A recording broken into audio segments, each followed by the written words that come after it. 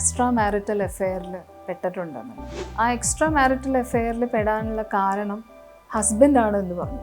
പാർവതിയുടെ എല്ലാ കാര്യങ്ങളും നല്ല വൃത്തിയായിട്ട് നോക്കും, ഒരുപാട് സ്നേഹം കാണിക്കും, പബ്ലിക്കലി നല്ലോണം റെസ്പെക്റ്റ് ചെയ്യും, പല സ്ഥലങ്ങളിൽ കൊണ്ടുപോകും. എല്ലാ ലക്ഷറിയസ് ആയിട്ടുള്ള ലൈഫ് പാർവതി ജീവിതത്തിൽ എക്സ്പെക്ട് ചെയ്തതിനേക്കാട്ടിലും ഒരുപാട് നല്ലൊരു ജീവിതമാണ് പാർവതി ജീവിക്കുന്നത്. ഈ ഹസ്ബൻഡിൻ്റെ ഒരു ഇഷ്യൂ എന്ന് പറയുന്നത് ഇറക്ടൈൽ ഡിസ്ഫങ്ഷൻ ആയിരുന്നു, പെർഫോമൻസ് ആൻസൈറ്റി ആയിരുന്നു.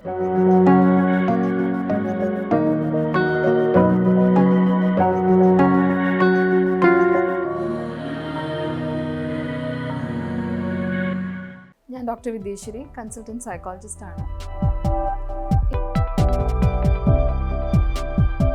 ഇന്ന് ഞാൻ നിങ്ങളായിട്ട് ഷെയർ ചെയ്യാൻ ഉദ്ദേശിക്കുന്നത് വളരെ വ്യത്യസ്തമായിട്ടുള്ളൊരു ജീവിതാനുഭവമാണ്.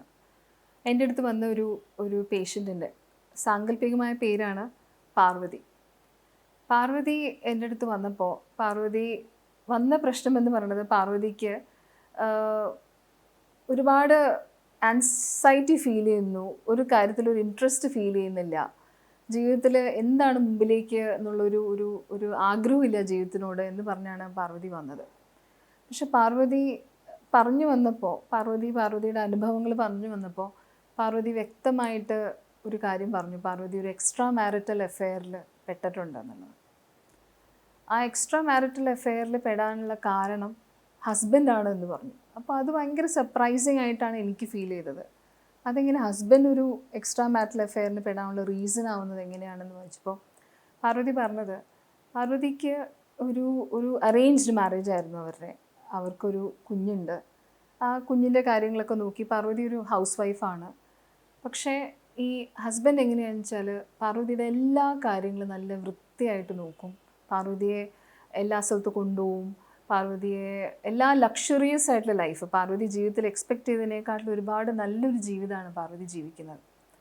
ഒരുപാട് സ്നേഹം കാണിക്കും, പബ്ലിക്കലി നല്ലോണം റെസ്പെക്റ്റ് ചെയ്യും, പല സ്ഥലങ്ങളിൽ കൊണ്ടുപോകും, ഇയാളുടെ ഓഫീസിലെ മീറ്റിങ്സിനൊക്കെ കൊണ്ടുപോകും. കുഞ്ഞിനോട് ഭയങ്കര ഇഷ്ടമാണ് അയാൾക്ക്. പക്ഷേ എന്താ പ്രശ്നം വെച്ചാൽ ഇയാൾ കഴിഞ്ഞ ഏകദേശം 10-13 കൊല്ലമായി ഇവരെ കല്യാണം കഴിഞ്ഞിട്ട്. അറേഞ്ച് മാരേജ് ആയിരുന്നു ഞാൻ പറഞ്ഞല്ലോ. 13 കൊല്ലം കഴിഞ്ഞിട്ടും ഇയാൾക്ക് യാതൊരു വിധത്തിൽ പാർവതിയോടൊരു ഇൻട്രസ്റ്റ് ഇല്ല, ഒരു സെക്ഷൽ ഇൻട്രസ്റ്റ് പാർവതിയോടില്ല. പാർവതിയുടെ തോളിലേക്കൊന്ന് കൈവയ്ക്കുക, അല്ലെങ്കിൽ പാർവതി ഒന്ന് അടുത്ത് ചേർത്തിരുത്തുക, എന്തെങ്കിലും ഒരു വീട്ടിലേക്ക് വന്നു കഴിഞ്ഞാൽ ഒരു ദേഷ്യവും കാണിക്കലോ ഒന്നും തന്നെ ഇല്ല. പക്ഷേ പാർവതിക്ക് ഒരു ഹസ്ബൻഡ് എന്നുള്ളതിനേക്കാട്ടിലും അച്ഛൻ എന്നൊരു സ്ഥാനത്തേക്കാണ് ഇയാൾ പോയിരിക്കുന്നത്. അയാൾക്ക് 2 മക്കൾ, ദാറ്റ് ഈസ് പാർവതിയും പാർവതിയുടെ മകളും അയാളുടെ മക്കളാണെന്നുള്ളൊരു ആറ്റിറ്റ്യൂഡിലാണ് അയാൾ പോയിക്കൊണ്ടിരിക്കുന്നത്. അപ്പോൾ ഒരു ഹസ്ബൻഡ് എന്നുള്ളൊരു വോംത്ത് അല്ലെങ്കിൽ ഹസ്ബൻഡ് എന്നുള്ളൊരു കൺസേൺ പാർവതിക്ക് കിട്ടുന്നില്ല എന്നാണ് പറഞ്ഞത്. അപ്പോൾ ഞാൻ ചോദിച്ചു, പാർവതി നമുക്കിതിനകത്ത് എന്താ ഈ ഒരു എക്സ്ട്രാ മാരിറ്റൽ അഫെയർ ഏത് തരം വരെ പോയി എന്ന് ചോദിച്ചപ്പോൾ പറഞ്ഞു, ആ ഒരു എക്സ്ട്രാ മാരിറ്റൽ അഫെയർ അവർ തമ്മിൽ സെക്ഷൽ ഡിസയേഴ്സ് ഗ്രാറ്റിഫൈ ചെയ്യാനും അവർ തമ്മിലുള്ള എല്ലാ കാര്യങ്ങളിലേക്കും അത് മുമ്പിലേക്ക് പോയി കഴിഞ്ഞു. ഒരു പക്ഷേ എനിക്കിനി നോർമൽ ജീവിതം എനിക്ക് ഹസ്ബൻഡായിട്ട് ഉണ്ടാവില്ല, കാരണം ഹസ്ബൻഡിന് ഏകദേശം ഒരു ഐഡിയ കിട്ടിയിട്ടുണ്ട് ഇങ്ങനെ ഒരു പ്രശ്നമുണ്ട് എന്നുള്ളത്. ഞാൻ പറഞ്ഞു, പാർവതി അത് ഹസ്ബൻഡിന് അറിയാമെന്നുണ്ടെങ്കിൽ ഹസ്ബൻഡിനെ ഒന്ന് കൊണ്ടുവരും, നോക്കട്ടെ, ഹസ്ബൻഡിനോട് ചോദിക്കാമല്ലോ, ഇയാൾക്ക് ഇതിനെക്കുറിച്ച് അറിയാം എന്നുണ്ടെങ്കിൽ എന്താണ് അയാൾ അതിനെക്കുറിച്ചുള്ള റെസ്പോൺസ് എന്താണ്, നമുക്ക് എന്താണ് ഇതിനകത്ത് സൊല്യൂഷൻ കാണാൻ പറ്റുക എന്ന് ചോദിച്ചപ്പോൾ പാർവതി നെക്സ്റ്റ് സെഷനിൽ അദ്ദേഹത്തിനെ കൊണ്ടുവന്നു. അദ്ദേഹം നല്ലൊരു മനുഷ്യൻ, പാർവതിയോട് വളരെ ഇഷ്ടമാണ്, സ്നേഹമാണ്, എല്ലാം ഉണ്ട്. പക്ഷെ അയാൾ പറയുന്നത് ഇയാൾക്ക് ഇങ്ങനത്തെ ഒരു കാര്യങ്ങളൊരു ഇൻട്രസ്റ്റ് ഇല്ല. അപ്പോൾ ഞാൻ പറഞ്ഞു, കുഞ്ഞുണ്ടല്ലോ. അപ്പോഴാണ് എന്നോട് പാർവതി പറഞ്ഞത് അത് ട്രീറ്റ്മെൻറ്റിലൂടെ ഉണ്ടായ ഒരു കുഞ്ഞാണ് എന്നല്ലാതെ ഒരു യാതൊരു വിധത്തിലൊരു ഫിസിക്കൽ ലൈഫ് പാർവതിക്ക് ഇയാളുടെ കൂടെ ഉണ്ടായിട്ടില്ല. അപ്പോൾ ഇനീഷ്യൽ ഡേയ്സിൽ പെർഫോമൻസ് ആൻസൈറ്റി ആണ് ഇയാളുടെ ഡയഗ്നോസിസ്. ആക്ച്വലി ഇനീഷ്യൽ ഡേയ്സിൽ ഇയാൾക്ക് ഇതിനോടുള്ളൊരു ഇൻട്രസ്റ്റ് ഇയാൾ ട്രൈ ചെയ്ത് നോക്കിയിട്ടുണ്ട്. പക്ഷേ ഇയാൾക്ക് മനസ്സിലായി ഇയാൾ അത്ര ഒരു ആക്റ്റീവ് ആയിട്ടുള്ളൊരു ലൈഫ് പാർട്ട്ണർ അല്ല എന്നുള്ളൊരു തിരിച്ചറിവാണ് ഇയാൾക്ക് ഉണ്ടായത്. പിന്നീട് ഇയാളുടെ കോൺഫിഡൻസ് പോയി. ഇയാൾ ഒറ്റയ്ക്കുള്ള സെഷനാണ് ഇയാളതെല്ലാം റിവീൽ ചെയ്തത്. ഇയാളുടെ കോൺഫിഡൻസ് പോയി, ഒരു പെർഫോമൻസ് ആൻസൈറ്റി ലെവലിലേക്ക്, ദാറ്റ് ഇസ് പാർവതിയെ ഹാപ്പി ആക്കാൻ പറ്റുമോ, പാർവതിയുടെ മുമ്പിൽ ഞാൻ നാണക്കെടുവോ എന്നുള്ളൊരു ഫീലിംഗ് എനിക്ക് വന്നതോടുകൂടി എനിക്ക് പിന്നെ ഇതിനോടൊരു താല്പര്യക്കേടാണ് ഞാൻ കാണിച്ചു തുടങ്ങിയത്. ഒരു താല്പര്യം എനിക്ക് തോന്നിയിട്ടില്ല പിന്നീട്, കാരണം പാർവതിയുടെ മുമ്പിൽ ഞാൻ നാണം കെടും എന്നുള്ളൊരു ഫീലിംഗ് ആണ് ഇതിനകത്ത് വന്നത്. അപ്പം ഞാൻ ഇയാളോട് പറഞ്ഞു, ഈ ഇത്രയും മെഡിക്കൽ സയൻസ് ഇവിടെ ഡെവലപ്ഡ് ആകുമ്പോൾ നമുക്ക് നാട്ടിൽ സെക്സോളജിസ്റ്റുകളുണ്ട്, ഒരു തെറപ്പിസ്റ്റുകളുണ്ട്.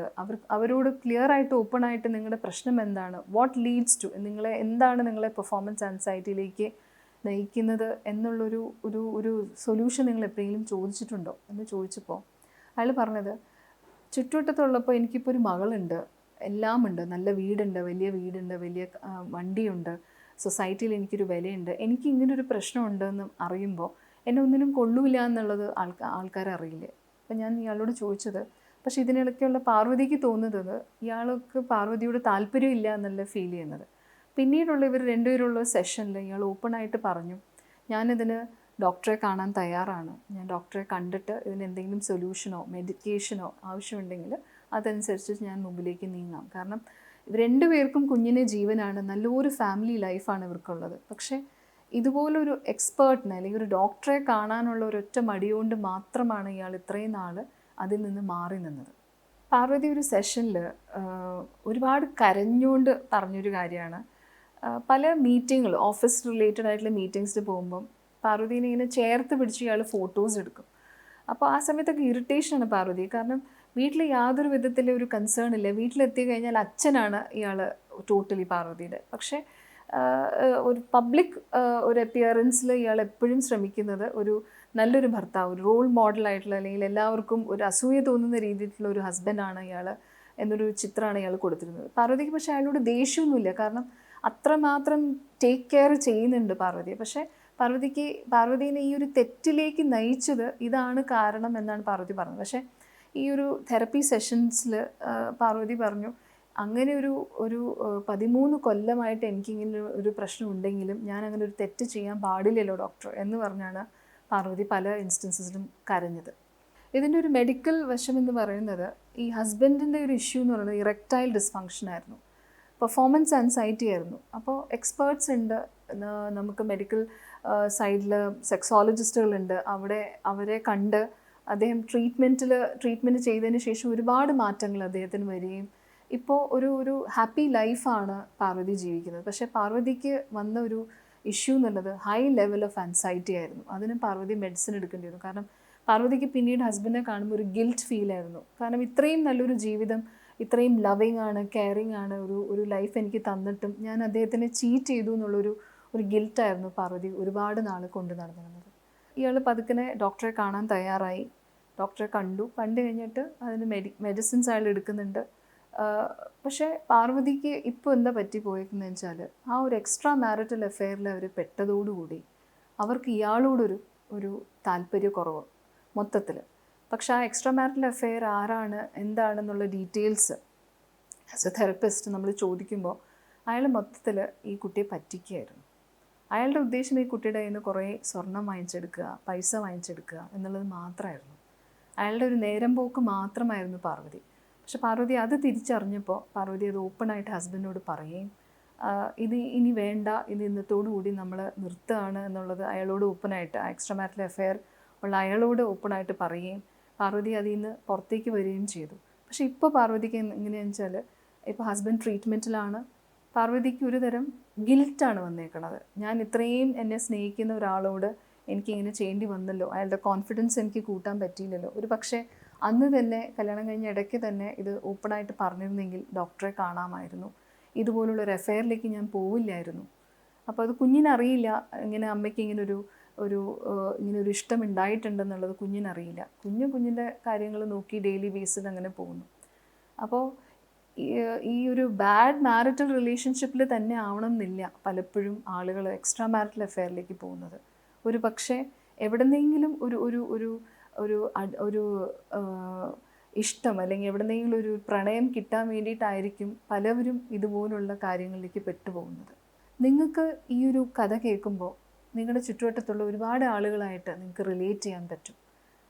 ഇതിനൊരു പരിഹാരം ഉണ്ട്, ഇതിനൊരു എക്സ്പേർട്സ് ഉണ്ട്, ഇതിന് സൊല്യൂഷൻ നമുക്ക് കാണാൻ പറ്റും എന്നാണ് ഞാൻ ഈ ഒരു കഥയിൽ കൂടെ നിങ്ങളോട് പറയാൻ ഉദ്ദേശിച്ചത്. Meditales. Do like, share and subscribe to Meditales.